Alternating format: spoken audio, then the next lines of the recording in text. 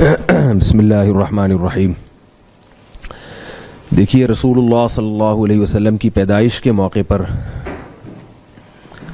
پہلی بات تو یہ کہ صحابہ کرام نے یوم پیدائش کو نہیں منایا اور نہ یوم وفات کو منایا ہے.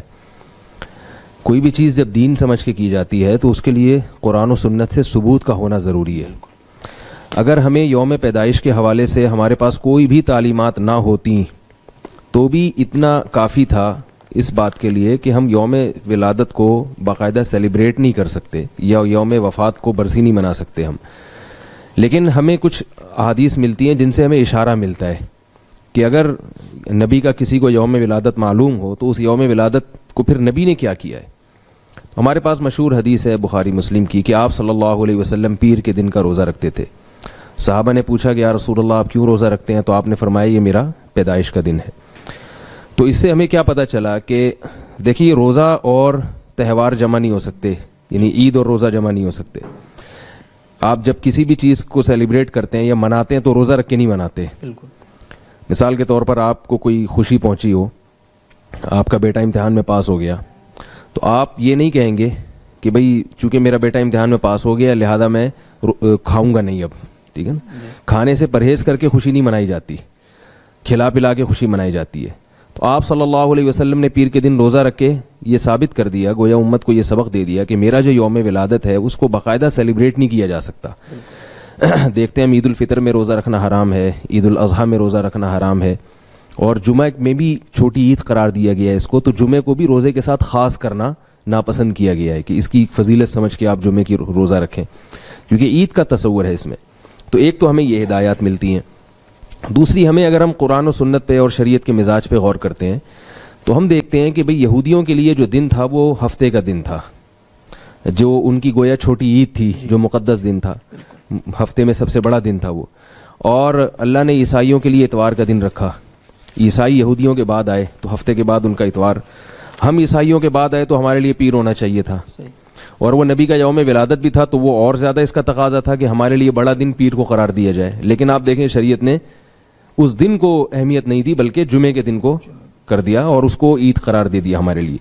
تو اس سے بھی ہمیں پتہ چلتا ہے شریعت کے اس مزاج سے کہ شریعت جو ہے وہ نبی کے یوم ولادت والے دن میں تہوار کا عنصر نکال رہی ہے. ٹھیک ہے نا. اس کو تہوار کسی بھی لحاظ سے اس کو تہوار نہیں بنانا چاہتی. صحابہ کرام کے جو طرز عمل ہے اس میں بھی ہمیں یہ بات ملتی ہے کہ صحابہ کرام نے جب سال کی ابتدا کی ہے، سال کی ابتدا حضرت عمر رضی اللہ تعالیٰ عنہ کے دور میں صحابہ کا اجتماع ہوا اور مشورہ لیا گیا کہ ہم سال کی ابتدا کب سے شروع کریں. تو یوم ولادت سے بھی کر سکتے تھے، وہ جس سال آپ کی پیدائش ہوئی، یوم وفات سے بھی کر سکتے تھے. لیکن صحابہ کرام نے ولادت کے سال کو بھی اتنی اہمیت نہیں دی، وفات کے سال کو بھی اہمیت نہیں دی، بلکہ نبی صلی اللہ علیہ وسلم کی ہجرت کے سال کو اہمیت دی. کیونکہ اس میں کیا ہمیں سبق ملتا ہے کہ نبی نے اپنا سب کچھ اللہ کے لیے قربان کیا. تو جب بھی سال تبدیل ہوگا تو ہمارے ذہن میں یہ آئے گا کہ جیسے اب 1439 چل رہا ہے، 1439 ہجری کا یہ ربیع الاول چل رہا ہے اور آج 13 تاریخ شروع ہو چکی ہے اس کی. تو 1439 کا لفظ جب آئے گا تو اس کا مطلب ہے کہ نبی کو اللہ کے لیے قربانی دیے ہوئے 1439 سال ہو چکے ہیں، 38 سال ہو چکے ہیں، 39واں شروع ہو چکا ہے، یا 39 ہو چکے ہیں اور 50واں شروع ہو چکا ہے. تو اس چیز کو فوکس کیا گیا ہے. دوسری بات اس میں یوم ولادت کو باقاعدہ سیلیبریٹ کرنے میں، اس کو باقاعدہ منانے میں ایک اور خرابی بھی ہے کہ اس پر کوئی بھی مسلک ہو، تمام مسلک کے علماء کا اس پر اجماع ہے کہ سالگرہ منانا جائز نہیں ہے. آپ دیکھیں سارے علماء کسی بھی مسلک کے ہوں یہی فتویٰ دیتے آئے کہ غیروں کا طریقہ ہے. بعض لوگ کہتے ہیں ہم یہ سالگرہ نہیں منا رہے، تو فقہاء لکھتے ہیں العبرۃ للمعانی لا للالفاظ. یہ دیکھا جائے گا کہ ہو کیا رہا ہے، الفاظ نہیں دیکھے جائیں گے. آپ اگر کسی کو ایک چیز دیتے ہیں، اپنا مکان بیچتے ہیں اور اس کی 1 کروڑ روپے آپ لیتے ہیں اور آپ یہ کہتے ہیں میں مکان کسی کو گفٹ کر رہا ہوں 1 کروڑ کے بدلے میں، تو نام تو گفٹ کا استعمال ہو رہا ہے، ہدیے کا استعمال ہو رہا ہے، مگر چونکہ آپ 1 کروڑ روپے اس سے لے رہے ہیں تو اس کو ہم کیا کہیں گے؟ اس پہ بیع و شراء کے، خرید و فروخت کے حکام جاری ہوں گے. تو لیبل چینج کرنے سے میں اس پہ ایک چھوٹا سا لطیفہ بھی سناتا ہوں لوگوں کو کہ ایک آدمی نے چینی کی بوری رکھی ہوئی تھی اور بیچنے کے لیے، اور اس پہ چاول کا بورڈ لگایا ہوا تھا. کسی نے کہا ہے یہ چینی اور آپ نے لیبل چاول کا لگایا ہوا ہے، تو یہ کیا ہے؟ اس نے کہا یہ مکھیوں کو دھوکہ دینے کے لیے کیا میں نے. ٹھیک ہے. تو مکھیاں جو ہے وہ دھوکے میں نہیں آئیں گی. تو لیبل چینج ہونے سے کچھ نہیں ہوتا. یوم ولادت کو سیلیبریٹ کرنا یہ ہے سالگرہ. کیک اس کا لازمی عنصر نہیں ہے, اس میں کیک بھی ہو سکتا ہے, مٹھائی بھی ہو سکتی ہے, بتیاں بھی ہو سکتی ہیں, یہ سب چیزیں ہو سکتی ہیں, اس میں کچھ بھی ہو سکتا ہے, اور یہ ہو بھی رہا ہے, تو کیک بھی ہو رہا ہے. لیکن نہ بھی ہو کیک, اس کو سیلیبریٹ کرنا جو ہے نا اصل چیز ہے. تو جب آپ یوم ولادت منا رہے ہیں تو یہ سیلیبریٹ کرنا ہی ہوا, یہ سالگرہ منانا ہی ہوا. اب عجیب بات ہے, انگریز ہم پر اعتراض کر سکتا ہے کہ میں اپنے بچے کا یوم ولادت مناؤں تو تم اس کو ناجائز کہتے ہو اور کہتے ہو اسلام میں یہ منع ہے, اور جو نبی اسلام لے کر آئے انہی کا یوم ولادت منا رہے ہو, انہی کی سالگرہ منا رہے ہو, تو یہ ناجائز نہیں ہے. تو آپ اس کو کیا کہیں گے, آپ اس کو کیسے قائل کریں گے اس پر؟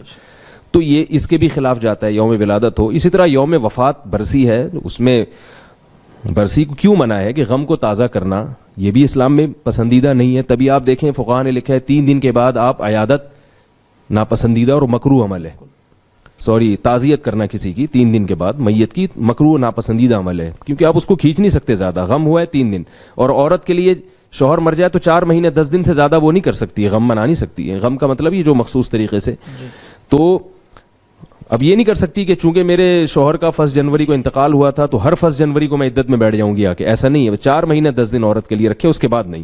اور عام حالات میں جو آپ غم کو کسی حد تک آپ جو یعنی تعزیت وغیرہ کر کے شیئر کر سکتے ہیں وہ 3 دن رکھا گیا ہے, تو ایک لمٹ کر دی. تو برسی کا بھی تصور اسلام میں نہیں ہے کہ یوم وفات منایا جائے, اور اسلام میں سالگرہ کا بھی تصور نہیں ہے. تو اس لیے میں یہ سمجھتا ہوں کہ میں کیا, جو بڑے علماء ہیں وہ سب یہ کہتے ہیں کہ یوم ولادت کو باقاعدہ سیلیبریٹ کرنا یہ غلط ہے. آج جمعے کے دن میرا اس موضوع پر بہت تفصیلی بیان ہوا ہے, تو جو بھی سننے والے لوگ ہیں میں ان سے کہوں گا کہ وہ ابھی اپلوڈ ہوا نہیں ہے, نیٹ ورک کیونکہ آج صحیح نہیں چل رہا تھا, اس لیے وہ فیس بک پہ لائیو بھی نہیں جا سکا, کیونکہ نبی صلی اللہ علیہ وسلم کی خوشی میں موبائل بند ہوئے ہیں, ٹھیک ہے نا, تو جو ہے نا وہ روڈ بھی جام ہوئے ہیں اور موبائل بھی بند ہوئے ہیں. میں خود یہاں پہنچنے میں مجھے بہت ٹائم لگا ہے, ٹریفک بہت زیادہ جیم تھا. تو یہ ہم کس طرح نبی صلی اللہ علیہ وسلم کو خوش کرنے کی کوشش کر رہے ہیں کہ قیامت کے دن ہم کیسے کیا ان چیزوں سے آپ صلی اللہ علیہ وسلم خوش ہوں گے کہ ہم آپ صلی اللہ علیہ وسلم کی تعلیمات کو فالو نہ کریں اور اپنے طریقے سے ہم اس کو یعنی آپ محبت کا اظہار کی کوشش کریں. تو میں لوگوں سے ایک گزارش کروں گا کہ وہ اس بیان کو لازمی سنیں جب اپلوڈ ہو جائے. آج بیان ہوا ہے جمعے کا, اس میں بہت تفصیل سے میں نے اس پر نمبر وار تقریباً 10 یا 11 دلائل دیے ہیں. اور ایک آخری بات جو میں خلاصے کے طور پر کہ دیکھیں, ہمیں جب بھی کسی سے محبت ہوتی ہے تو محبوب کو اپنی طریقے سے راضی نہیں کیا جاتا, بلکہ یہ دیکھا جاتا ہے محبوب کا مزاج کیا ہے, محبوب کا مزاج کیا ہے. تو جس سے محبت ہے اس کو خوش کرنے کے لیے وہ کام کرنا پڑے گا جو محبوب چاہتا ہے, جسے پشتوں میں کہتے ہیں نا اخپل طریقہ, ٹھیک ہے نا, اخپل طریقے سے نہیں ہوگا.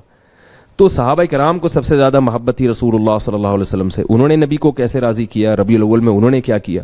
نعت پڑھنا بھی ٹھیک ہے, ربیع الاول میں آپ اگر الگ سے نعتیں پڑھتے ہیں تو کیونکہ ایک مناسبت ہے نبی صلی اللہ علیہ وسلم سے اس مہینے کی, تو نعت پڑھنا کوئی پابندی نہیں ہے. سیرت کے نام پہ جلسہ کرنا وہ پورے سال کبھی بھی ہو سکتا ہے, اس میں بھی ہو سکتا ہے. لیکن یہ جو بڑے بڑے جلوس نکالے جا رہے ہیں, خوبصورت کپڑے پہنے جا رہے ہیں اور ڈیک لگائے جا رہے ہیں اور مٹھائیاں بانٹی جا رہی ہیں اور بتیاں لگائی جا رہی ہیں, یہ چیزیں اسلام میں نہیں ہیں. اور ایک آخری بات یہ کہ اسلام میں جتنے بھی تہوار ہیں وہ دن کی روشنی میں ہوتے ہیں. عید الفطر ہے, عید الاضحیٰ, 2 تہوار ہیں دن کی روشنی میں. غیر مسلموں کے تہوار عام طور پر رات کو ہوتے ہیں. آپ کرسمس دیکھ لیں, رات کو جو ان کا دھوم دھڑکا ہوتا ہے وہ دن میں نہیں ہوتا. تو عید میلاد النبی جو ہے, جو آج کل جس طرح سے منائی جا رہی ہے, اس میں رات کو زیادہ منائی جاتی ہے, دن میں کم. خود یہ چیز شریعت کے خلاف ہے, کیونکہ جو بتیاں ہیں, لائٹیں ہیں, وہ رات کو زیادہ جگمگاتی ہیں, تو دن میں وہ منائی نہیں جا سکتی اس طریقے سے. تو یہ چیز بھی شریعت کے مزاج کے خلاف ہے کہ تہوار اگر یہ ہوتا تو دن میں ہوتا. اور بات سے بات یاد آتی ہے تو ایک اور بات آپ کی خدمت پہ پیش کروں کہ کسی بھی قوم میں, کسی بھی مذہب میں جو ان کا تہوار ہے نا, اس میں سب کا اتفاق ہوتا ہے. بالکل آپ دیکھیں جو لبرل ہندو ہیں وہ بھی ہولی کے دن ہولی مناتے ہیں, جو لبرل عیسائی ہیں وہ بھی 25 دسمبر کو کرسمس منائیں گے. بہت ہی کوئی بالکل ہی مذہب سے باغی ہو تو وہ نہیں منائے گا, لیکن کوئی بھی اس میں اختلاف نہیں ہوتا تہواروں میں. مسلمانوں میں جتنے بھی فرقے ہیں, جتنے بھی مسلک ہیں, عید الفطر کو سب مناتے ہیں. عید الفطر ہے, یکم شوال کو اجماع ہے کہ یہ ہمارا تہوار ہے. 10 ذی الحجہ کا اجماع ہے کہ یہ عید الاضحیٰ کا دن ہے. اور یہ جو تہوار ہے نا, یہ متفق علیہ ہوتے ہیں, اس میں اختلاف نہیں ہوتا. عید میلاد النبی جس طرح سے منائی جا رہی ہے, تو آپ دیکھ لیں بعض ملک ایسے ہیں جن میں پتہ ہی نہیں ہوتا کہ ان کو آج کوئی عید کا دن بھی ہے. سعودی عرب میں تو پتہ ہی نہیں ہوتا عربوں کو کہ آج کیا ہے. پورے ملک ایسے ہیں جن میں منائی نہیں جا رہی. پھر جن ملکوں میں منائی جا رہی ہے, کراچی میں, پاکستان میں منائی جا رہی ہے, کراچی میں منائی جا رہی ہے, تو کراچی میں کھارا در میں منائی جا رہی ہے, ناظم آباد میں نہیں منائی جا رہی, ٹھیک ہے نا. پھر اگر ناظم آباد میں کسی گلی میں منائی جا رہی ہے تو ایک گلی میں عید ہے, اگلی گلی میں نہیں ہے. اس والے گھر میں لائٹنگ ہے, اس والے گھر میں اندھیرا ہے. تو تہواروں میں ایسا اختلاف نہیں ہوتا. تو ایسا اختلاف ہونا خود اس کی علامت ہے کہ یہ مسلمانوں کا باقاعدہ تہوار نہیں ہے. اس کو عید کے لفظ سے تعبیر کرنا بھی شریعت کے مزاج کے بہرحال خلاف ہے.